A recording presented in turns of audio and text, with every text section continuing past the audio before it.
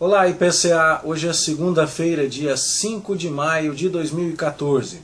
Nós estamos juntos há 638 dias lendo a Bíblia e hoje leremos os capítulos 9 a 11 do livro do profeta Oséias. Nesses 3 capítulos, Deus está falando a respeito da certeza do cativeiro e está comparando a situação de Israel futura, num futuro próximo, com um retorno à escravidão ao Egito. Deus havia tirado Israel da escravidão egípcia, como foi retratado figurativamente da mesma maneira no casamento de Oséias, quando este trouxe Gomer da vida de prostituição para uma nova existência ao se casar com o profeta. Mas o povo que foi colocado em Canaã numa vida de felicidade estragou essas condições, como Gomer, que tornou a se prostituir, mesmo depois de casada com Oséias.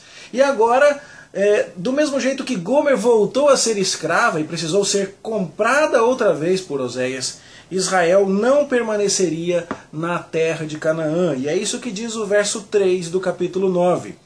Na terra do Senhor não permanecerão. Mas Efraim, fala-se aqui, portanto, Efraim do reino do norte, a tribo mais importante do reino de Israel, Efraim tornará ao Egito, não especificamente ao país Egito, mas sim à condição de escravidão que Israel desfrutou quando estava no Egito. E então que na Assíria Israel comeria coisa imunda. A ideia de que a dieta dos conquistados é determinada pelos conquistadores, e que os conquistadores não vão respeitar restrições alimentares religiosas de seus conquistados, é muito claro aqui. Você deve se lembrar que Daniel obteve favor do eunuco de Nabucodonosor para conseguir comer legumes. Mas não tivesse sido esse o caso, ele teria que comer coisa imunda. E os escravizados habitantes de Israel, ao irem para a Assíria, experimentariam outra vez a escravidão como foi no Egito, e lá comeriam coisa imunda. E isso por quê? Verso 7 do capítulo 9. Porque chegaram os dias do castigo, chegaram os dias da retribuição. Deus estava aqui já dizendo: acabou, a maldade de vocês agora tomou medidas insuportáveis. O povo se corrompeu tão profundamente como foi nos dias de Gibeá, diz o verso 9. E se você se lembra, Gibeá nos remete àquele episódio terribilíssimo do livro dos Juízes, em que a violência sexual contra a concubina de um levita fez com que aquela mulher morresse, e o levita partiu aquela mulher em pedaços e mandou as suas partes para as várias tribos de Israel.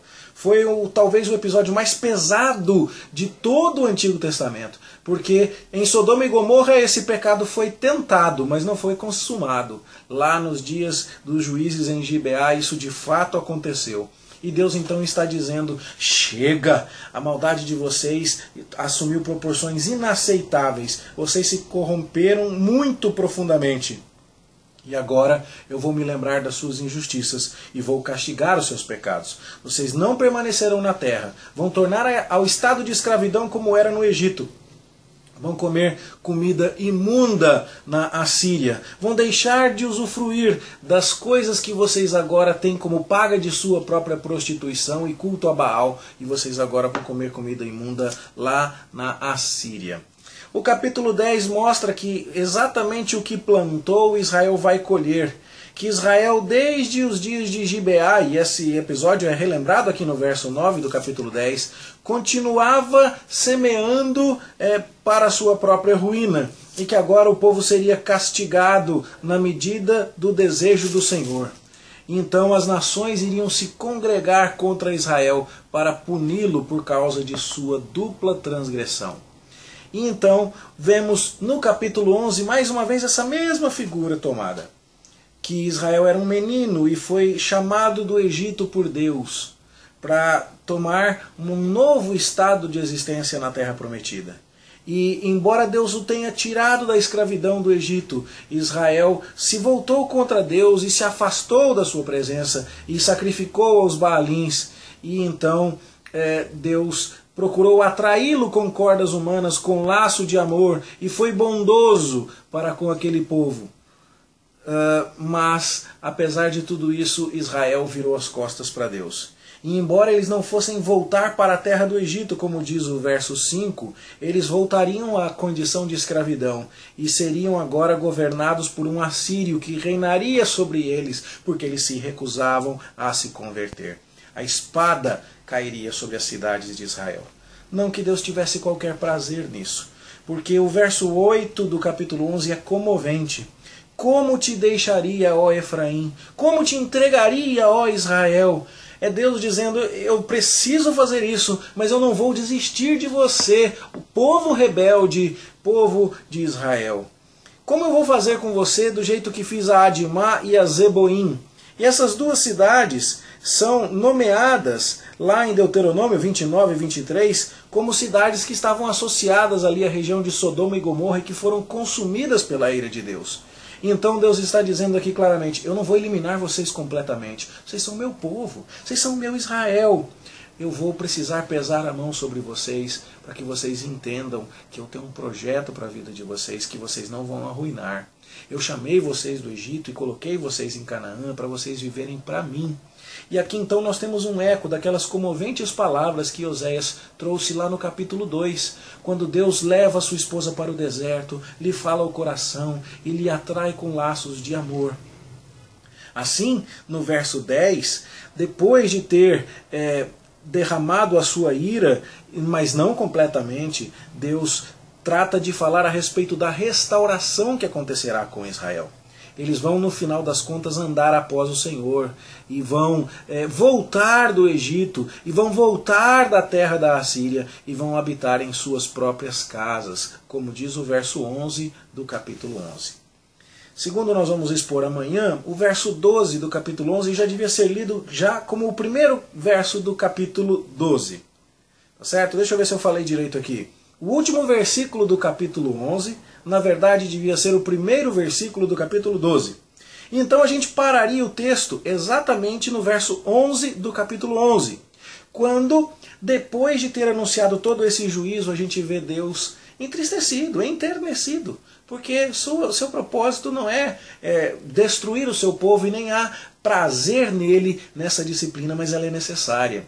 E ele faz isso para que o povo entenda que só tem salvação no seu Deus. E então, desista de obter apoio das demais nações, desista desta vida de idolatria, de violência e volte-se para Deus para viver a santa vida, a bela vida que Deus sempre quis para o seu povo.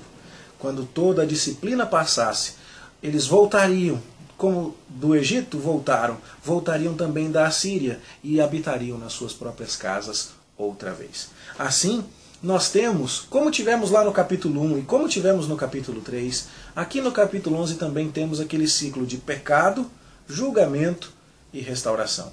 Se você confere lá no capítulo 1, você vê que os 3 filhos têm nome de juízo. Jezreel, desfavorecida e não meu povo. Mas o capítulo 1 termina com a reversão do estado desses nomes. A mesma coisa acontece no final do capítulo 3. E aqui no capítulo 11, que fecha esse ciclo, que compara a Síria com o Egito, desde o capítulo 9, nós vemos exatamente a mesma restauração.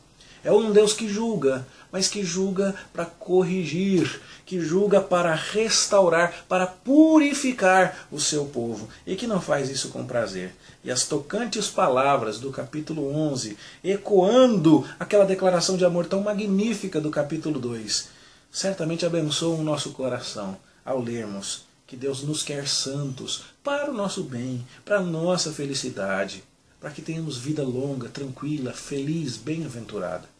Eu espero que essas palavras o ajudem a entender o quanto somos amados por Deus, o quanto Deus abomina o pecado e o quanto é loucura da nossa parte virar as costas para aquele que tanto nos abençoa e procurar realização em qualquer outro lugar que seja. Minha esperança é que essa leitura aqueça o seu coração como aqueceu o meu. Esse é o Deus que mandou Cristo para viver exatamente isso, para se identificar exatamente com esse povo, que foi chamado do Egito para vir a Canaã, para poder ter uma vida nova, pois Cristo esteve escondido de Herodes lá no Egito, e de lá veio para se identificar com Israel, para salvar o seu povo.